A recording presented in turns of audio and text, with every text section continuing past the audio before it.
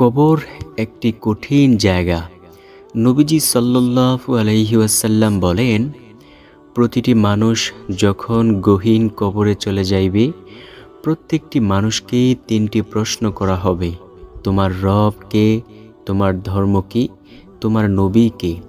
যে ব্যক্তি এই তিনটি প্রশ্নের উত্তর দিতে পারবে সে জান্নাতি হবে। যে ব্যক্তি এই তিনটি প্রশ্নের উত্তর দিতে পারবে না সে জাহান্নামে চলে যাবে।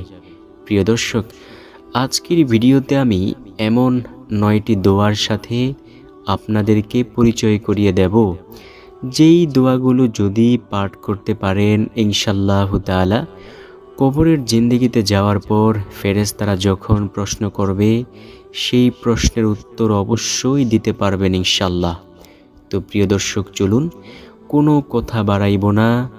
আজ পবিত্র একটি দিনে এই দোয়াগুলো আমরা সুন্দরভাবে শিখে নেই। 1 নম্বরে যেই দোয়ার কথা বলবো সেই দোয়াটি হলো, নবীজি সাল্লাল্লাহু আলাইহি ওয়াসাল্লাম বলেন, তোমরা বলিও, রদিতু বিল্লাহি রাব্বা ওয়া বিল ইসলামি দীনা ওয়া বি মুহাম্মাদিন সাল্লাল্লাহু আলাইহি ওয়াসাল্লামা নাবিয়্যা ওয়া রাসূলা। নবীজি সাল্লাল্লাহু আলাইহি ওয়াসাল্লাম বলেন, যে ব্যক্তি বলবে আমি আল্লাহ তাআলাকে রব হিসেবে, আমি ইসলামকে ধর্ম হিসেবে, নবী মুহাম্মদ সাল্লাল্লাহু আলাইহি ওয়াসাল্লামকে নবী ও রাসূল হিসেবে পেয়ে সন্তুষ্ট, যে ব্যক্তি এই কথাগুলো বলতে পারবে আল্লাহ তাআলা তার জন্য গোটা জান্নাতকে অবধারিত করে দিবেন। সুবহানাল্লাহ। প্রিয় দর্শক, তাই আমরা প্রতিদিন ফজরের পর 3 বার, মাগরিব সালাতের পর 3 বার বলবো, রদিতু বিল্লাহি রাব্বা ওয়া বিল ইসলামি দীনা ওয়া বি মুহাম্মাদিন সাল্লাল্লাহু আলাইহি ওয়াসাল্লামা নাবিয়্যা ওয়া রাসূলা। নবীজি বলেন, যে ব্যক্তি এই বাক্য বলবে আল্লাহ তাআলা তার জন্য জান্নাতকে অবধারিত করে দিবেন। তার ইচ্ছা মতো সে যেই দরজা দিয়ে ইচ্ছা সেই দরজা দিয়েই জান্নাতে প্রবেশ করতে পারবে। সুবহানাল্লাহ, আল্লাহু আকবার। 2 নাম্বার যেই দোয়ার কথা বলবো সেই দোয়াটি হলো, নবীজির সামনে কয়েকজন সাহাবে কেরাম বসা। নবীজি সাল্লাল্লাহু আলাইহি ওয়াসাল্লাম সাহাবীদেরকে ডেকে ডেকে বললেন, ও আমার সাহাবীরা, আমি কি তোমাদেরকে এমন একটি দোয়ার সাথে পরিচয় করিয়ে দেব না, যেই দোয়া যদি পাঠ করতে পারো মৃত্যুর পর সাথে সাথে জান্নাতে চলে যেতে পারবে। নবীজির সাহাবে কেরাম তো ছিল আমলের জন্য অনেক বেশি পাগল। নবীজি সাল্লাল্লাহু আলাইহি ওয়াসাল্লামকে সাহাবে কেরাম বলল, ইয়া রাসূলুল্লাহ সাল্লাল্লাহু আলাইহি ওয়াসাল্লাম, বলুন কোন সেই দোয়া? নবীজি সাল্লাল্লাহু আলাইহি ওয়াসাল্লাম বলেন, যদি কোনো ব্যক্তি প্রত্যেক ফরজ নামাজের পর আয়াতুল কুরসি পাঠ করে তার জান্নাতে যাওয়ার জন্য কোনো বাধা থাকবে না। শুধু একটা বাধাই থাকবে, সেটা হলো মৃত্যু। যখনই সে মৃত্যুবরণ করবে সাথে সাথেই আল্লাহর জান্নাতে চলে যেতে পারবে। সুবহানাল্লাহ। নবীজি সাল্লাল্লাহু আলাইহি ওয়াসাল্লামের প্রিয় একজন সাহাবী যার নাম ছিল আবু উমামা রাদিয়াল্লাহু তাআলা আনহু। নবীজির ওই প্রিয় সাহাবী বলেন, আমি নবীজি সাল্লাল্লাহু আলাইহি ওয়াসাল্লামের পবিত্র জবান মোবারক থেকে শুনেছি, যদি কোনো ব্যক্তি প্রত্যেক ফরজ নামাজের পর আয়াতুল কুরসি পাঠ করে তার জান্নাতে যাওয়ার জন্য কোনো বাধা থাকে না, শুধু একটা বাধাই থাকে, আর সেটা হলো মৃত্যু। সে যখনই মৃত্যুবরণ করবে সাথে সাথেই আল্লাহর জান্নাতে চলে যাবে। প্রিয় দর্শক, জান্নাত বড় সুখের একটি জায়গা। নবীজি বলেন, যে ব্যক্তি জান্নাতি হবে তার কোনো দুঃখ থাকবে না, শুধু থাকবে সুখ আর সুখ। নবীজি সাল্লাল্লাহু আলাইহি ওয়াসাল্লাম বলেন, জান্নাতের মধ্যে জান্নাতীরা যখন প্রবেশ করবে আল্লাহ তাআলা জান্নাতবাসীদেরকে বলবেন, ও আমার জান্নাতি বান্দাবান্দিরা, আমি কি তোমাদের সাথে যত রকমের ওয়াদা দিয়েছিলাম সব ওয়াদা পূরণ করতে পেরেছি?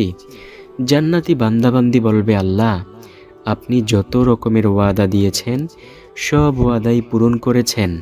তবে একটি ওয়াদা আপনি আজও পূরণ করেন নাই, সেটা হলো আমরা আপনাকে এখনো পর্যন্ত দেখতে পারলাম না, কিন্তু দুনিয়ায় বেঁচে থাকা অবস্থায় আমরা শুনেছি জান্নাতের মধ্যে জান্নাতীরা আল্লাহ তাআলার দিদার লাভ করবে, কিন্তু আল্লাহ এখনো পর্যন্ত আমরা আপনাকে দেখতে পারলাম না।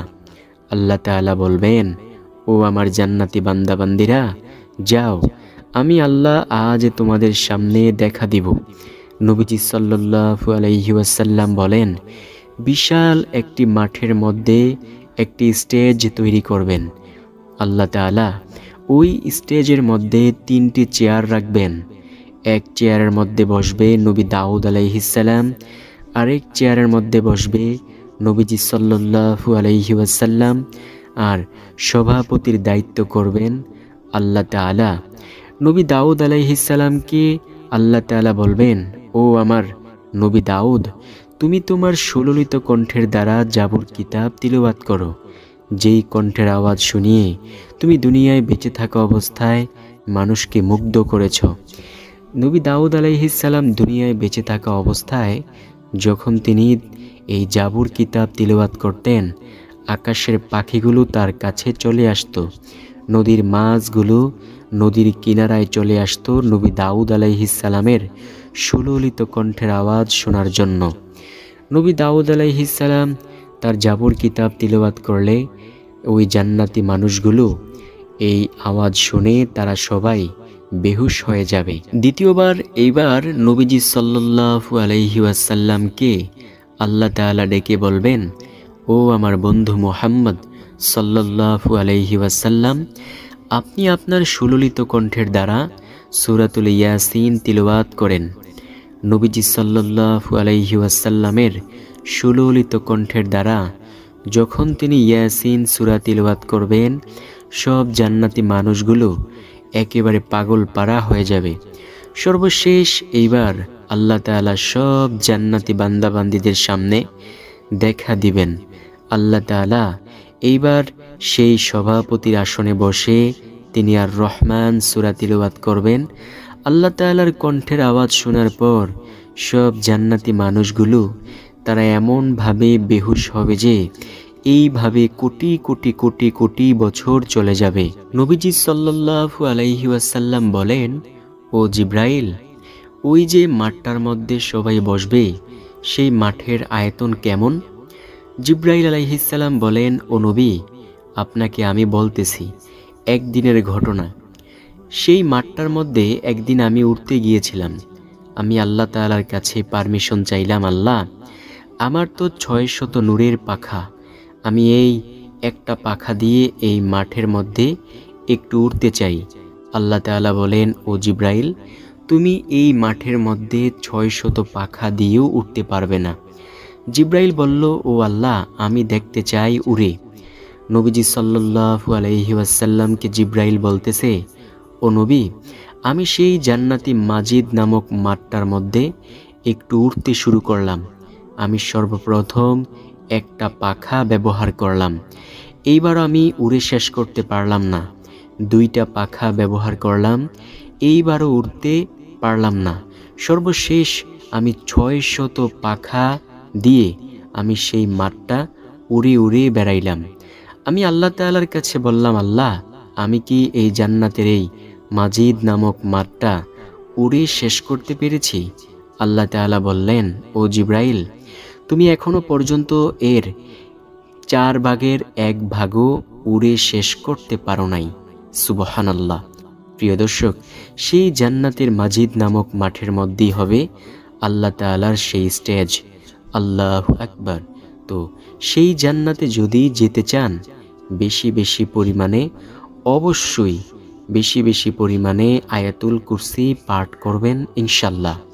তৃতীয় নাম্বার যেই দোয়ার কথা বলবো সেই দোয়াটি হলো, নবীজি সাল্লাল্লাহু আলাইহি ওয়াসাল্লাম বলেন, ও আমার সাহাবীরা শোনো, তোমরা বেশি বেশি পরিমাণে বলিও, লা ইলাহা ইল্লা আনতা সুবহানাকা ইন্নী কুনতু মিনাজ জালিমিন।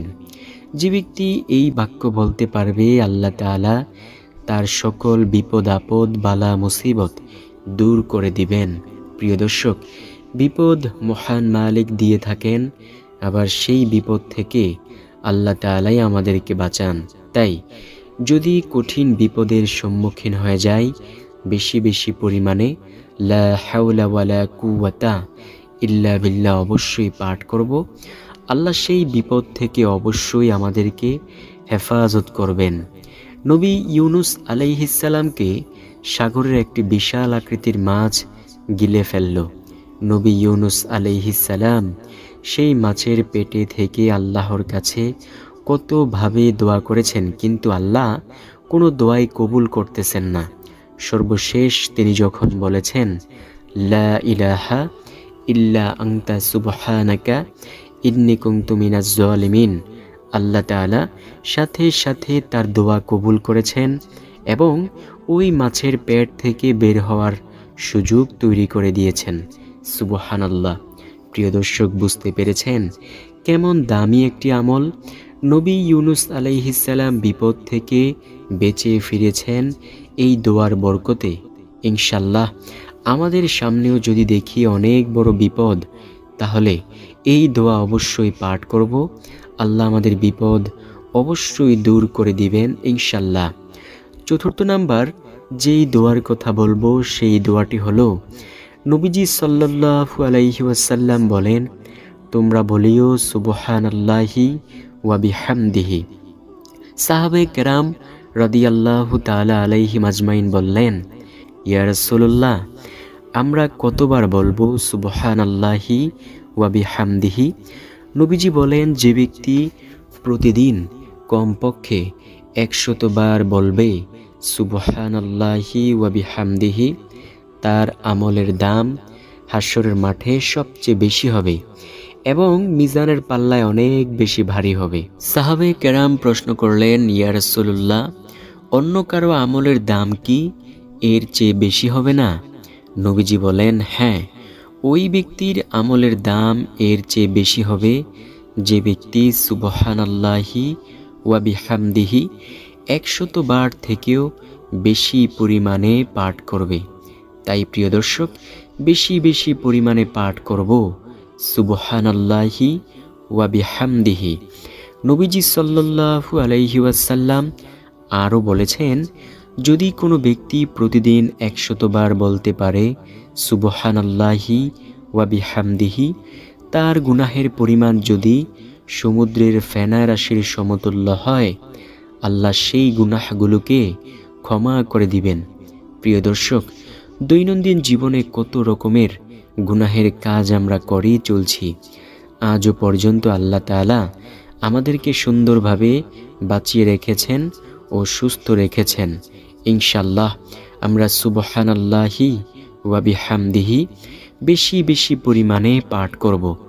পঞ্চম নাম্বার যেই দোয়ার কথা বলবো সেই দোয়াটি হলো, নবীজি সাল্লাল্লাহু আলাইহি ওয়াসাল্লাম বলেন, তোমরা বলিও লা হাওলা ওয়ালা কুওয়াতা ইল্লা বিল্লাহ।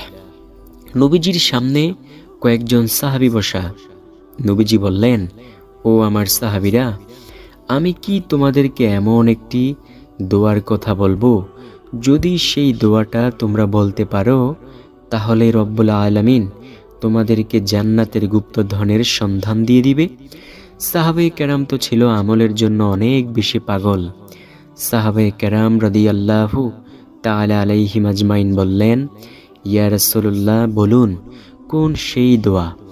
নবীজি সাল্লাল্লাহু আলাইহি ওয়াসাল্লাম বলেন, যদি কোনো ব্যক্তি বলে লা হাওলা ওয়ালা কুওয়াতা ইল্লা বিল্লাহ, সে জান্নাতের গুপ্তধনের সন্ধান পেয়ে যাইবে। সুবহানাল্লাহ। এছাড়াও নবীজি সাল্লাল্লাহু আলাইহি ওয়াসাল্লাম বলেছেন, কঠিন বিপদের সম্মুখীন হয়ে যদি লা হাওলা ওয়ালা কুওয়াতা ইল্লা বিল্লাহ বলতে পারো, আল্লাহ তোমাদের সেই বিপদ থেকে অবশ্যই বাঁচিয়ে দেবেন ইনশাল্লাহ। প্রিয় দর্শক, দুনিয়াতে সবাই বিপদের সম্মুখীন হয়ে থাকে, এমনকি নবীজি সাল্লাল্লাহু আলাইহি ওয়াসাল্লামও বিপদের সম্মুখীন হয়েছেন। তারপরেও তিনি কখনোই আল্লাহ তাআলার উপর ভরসা ছাড়েননি। নবী আইয়ুব আলাইহিস সালামের অনেক সৌন্দর্য ছিল, অনেক ধন সম্পদ ছিল। শয়তান আল্লাহ তাআলাকে বলল, আল্লাহ, আপনার আয়ুব এই ধন সম্পদের লোভে, ক্ষমতার লোভে আপনার ইবাদত করে। আল্লাহ তাআলা বলেন, না, আয়ুব শুধুমাত্র আমাকে সন্তুষ্ট করার জন্য ইবাদত করে। শয়তান বলল, আল্লাহ আমি প্রমাণ চাই। আল্লাহ বলেন, ঠিক আছে, তুমি প্রমাণ নিও।